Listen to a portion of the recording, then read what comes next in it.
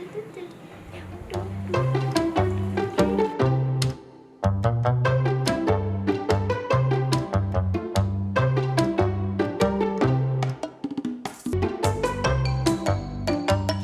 I tickle Dreams right here at the back, his tongue will come out. Yay! To whoever did not subscribe, this is what Dream does if you don't subscribe. He sticks his tongue out at you. Yes, Dream? Welcome back to another episode with Jasmine Bank, your strategic life, relationship, and intimacy coach. And I'm so excited to be here with you guys today again. I hope you had a beautiful week, and I hope you actually have a paper and a pen, because every single episode I want you to show up with a paper and pen to be able to write stuff down, because today's episode is going to be a little different. It'll have a tool you can actually do at the end of this video, so make sure you watch till the end. And I love all of you for coming into my DMs, the comment sections, really trusting me with the topics you want me to cover that are so deep and dear to your heart. So I'm 100% creating content around whatever it is you're asking for. But as I was reviewing all the different topics you guys were asking for, I realized a common sink to everything, and that was emotion. And I realized that when you can learn not only to master emotion, but you can learn that there's a reason you are consistently addicted to a certain emotion in your life. Like right now, I feel so happy because my cat nearly scratched my producer, but you guys can't see that.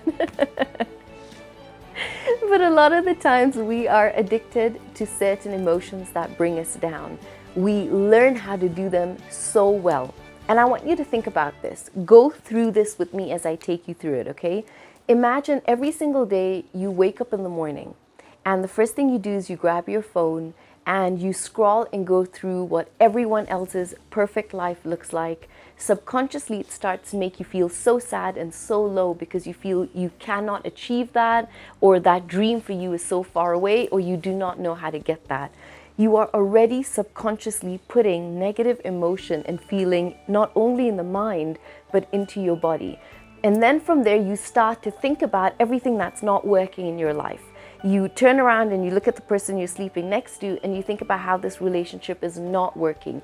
You get out of bed and you walk to the bathroom, you pick up your toothpaste and your toothbrush, you start to brush in the same way that's been a habit your entire life, while you're thinking about the fact that you have to go to a job you absolutely hate. And then you get into the shower and you think about the coworker that you do not want to be sitting next to. When you get out of the shower, you automatically pick your clothes, get into the car, start driving, and then the whole world is now bothering you because you feel everything in traffic is out to get you.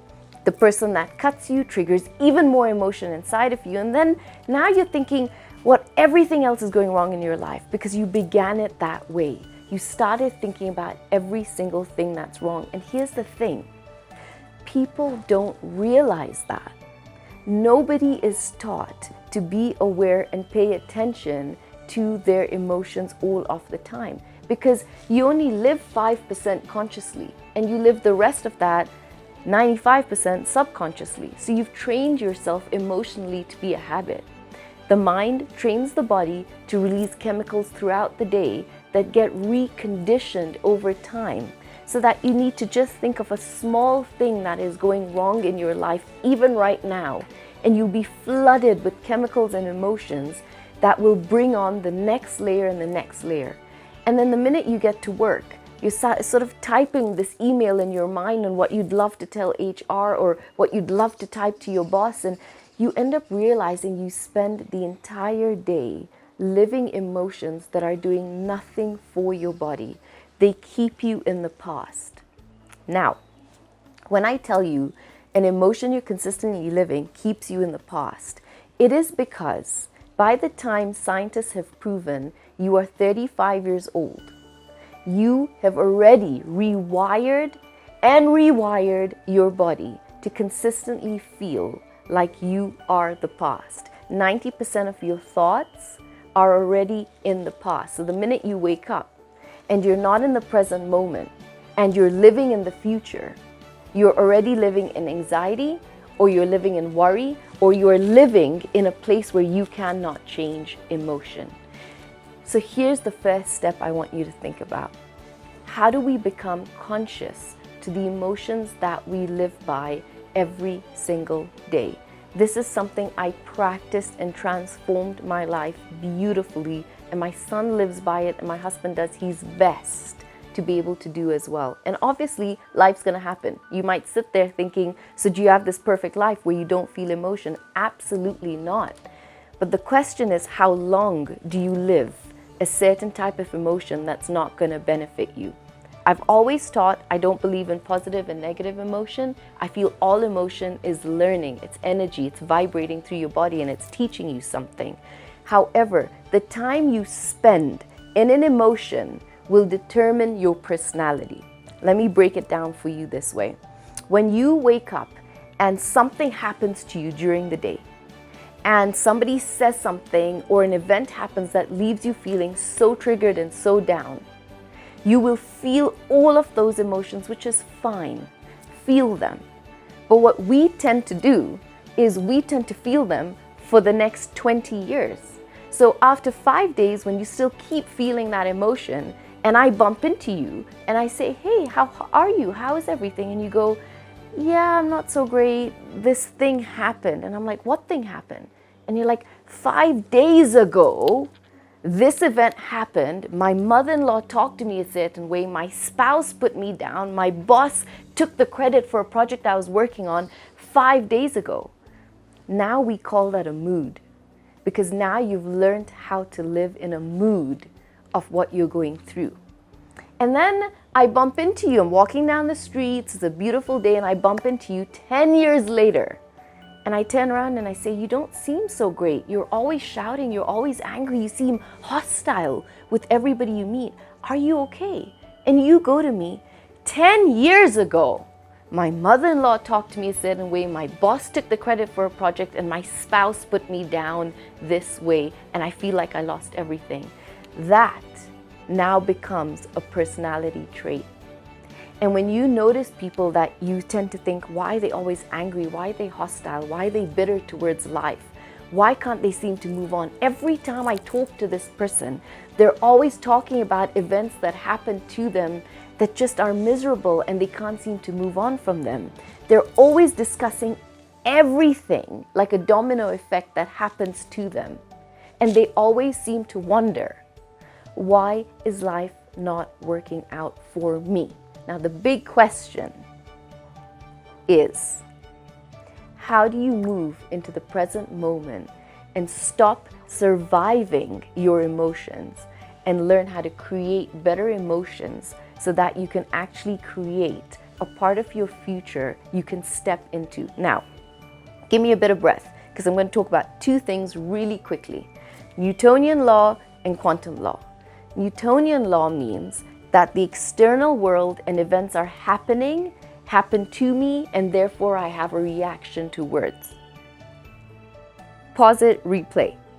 Quantum law means that you are in creation of a world that already exists in a different dimension, and therefore you, with the power of emotion and thought, can create a better feeling that leaves you in the body thinking and knowing that this event will come to me.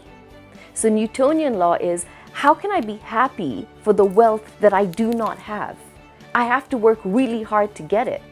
Quantum law is, every single day when I meditate, I visualize and I see and I feel the emotion of what it feels like to have that wealth, and I know that it's done. I know that it's there. I know that perfect relationship exists. I know the love I feel is out there.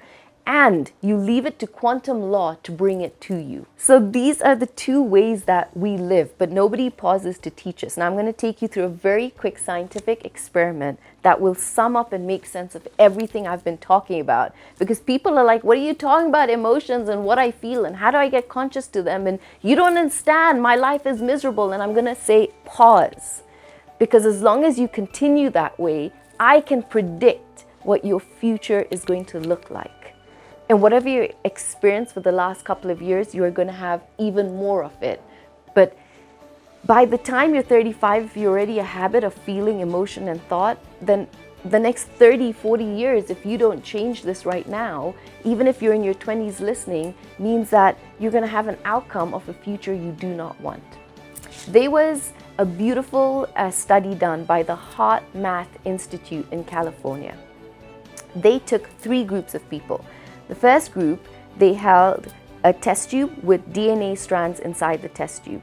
They had these people pre-think of really beautiful thoughts, thoughts of gratitude, thoughts of love, thoughts of abundance, and then had these people hold the test tube, and they wanted to see what happened to the DNA strands inside the test tube. What were the results? 0, no change in the DNA. The second group of people were told to think of this beautiful emotion, think of how it would feel in their bodies to be able to feel love, gratitude.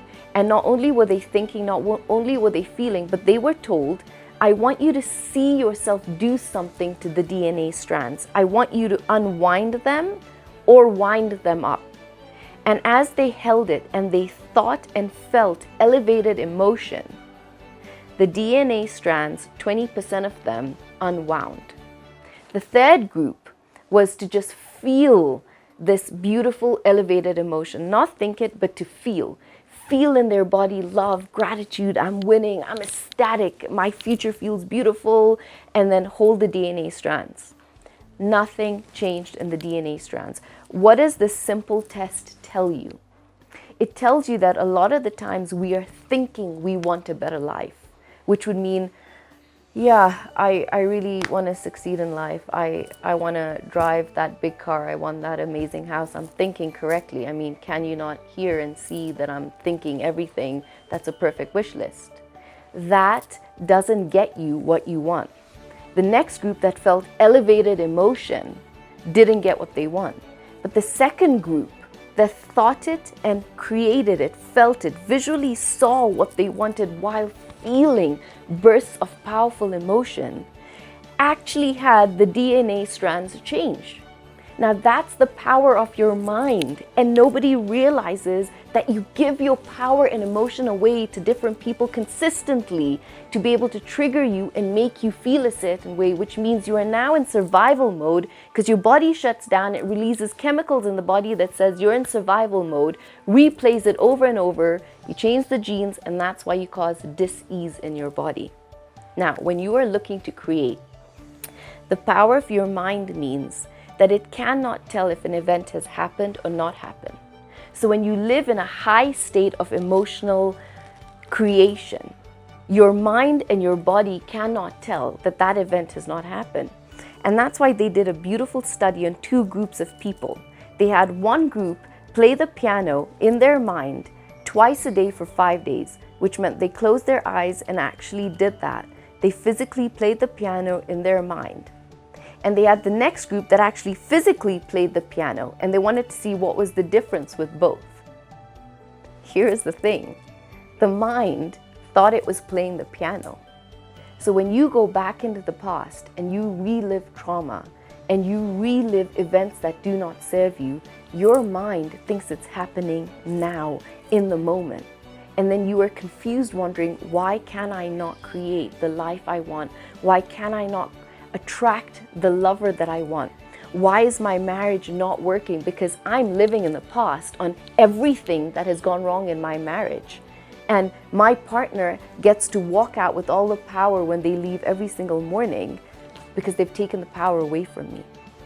So I want you to be able to write this down and practice this simple exercise for the next week. I want you to first write down where you emotionally live. And I want you to consciously note, because being able to change these emotions is to be aware of them. Do I wake up in sadness? Do I wake up with joy? When I wake up, do I reach for my phone? Am I thinking about everything that's not working? Am I anticipating the meeting and everything that could go wrong in it? Am I thinking about what a bad mother or father I am with my children? I want you to pay attention to those thoughts throughout the day, and I want you to invest in a beautiful journal. And then for the next week, you are just going to write down what you observed about your thoughts. And this will blow your mind. Because when I started this 10 years ago, I thought I say everything right. And I'm kind of feeling what's right. Why am I not creating the results I actually want? And I realized when I paused to pay attention to where I was really thinking, I could see where I was going wrong. Now, I'm going to be releasing a couple of meditations that will actually help you get through how to attain a beautiful day ahead of you and how to wind down a day that you go through with the emotions you have so you can create the next beautiful day and you can end and learn from the day you have. So make sure you stay tuned because beautiful meditations are going to come your way on that. The second exercise I want you to be able to practice is I want you to make a very simple, easy chart. I want you to list Monday to Sunday on the top. And then I want you to be able to list on this side the emotions you're going to choose to feel. Now, you're going to break it down to either morning, afternoon, and evening. And then I want you to just practice and write down Monday morning, I'd love to feel an emotion of joy. Monday afternoon will be calmness. Monday evening will be gratitude. And I want you to fill that for the entire week. What is this going to do? You're going to fold that piece of paper and you're going to keep that on you. Because when an emotion gets triggered by an event external to you, I want you to pull out that piece of paper and say, it's Wednesday afternoon. The emotion I should be practicing right now is playful. So you're going to re-habit and wire yourself to better emotion. Now, my boss just screamed at me, and the emotion I'm supposed to practice is to be playful, which means my old habit will be to walk over to my colleague and tell them how much we both hate our boss. But instead, I'm going to find a playful way to actually deal with this emotion. And this is going to just condition and train you for the next week on how you can emotionally elevate yourself. And make sure you stay tuned for the beautiful meditations that are going to come your way, because that will go in sync with everything that I'm teaching you. Because remember, it's great to talk about some topics, but it's powerful when you start to know why you behave a certain way and why you do certain things in your life. Because we can really discuss everything that goes on in relationships and the world. But if you've not learned how to master yourself to be able to achieve in those areas no matter what's going on, you're consistently going to feel like a victim when you want victorious outcomes. So, I'm going to see you next week, Thursday. And make sure you always come with your book and your paper. And I want to just say thank you again for all the messages you put into the comments and into my DMs on the topics that you want me to talk about. I hope that you can replay this again. It's a very heavy topic in a beautiful utopian world. I would take like 3 to 4 hours to be able to break it down for you. But this is like the simplest, easiest way for you to understand how you tick, how you live in the past, how to create your future, and how to live in the present moment. And that is by being aware of where you put your attention. That's where emotion goes, and how you control the emotion and bring it back to who you are.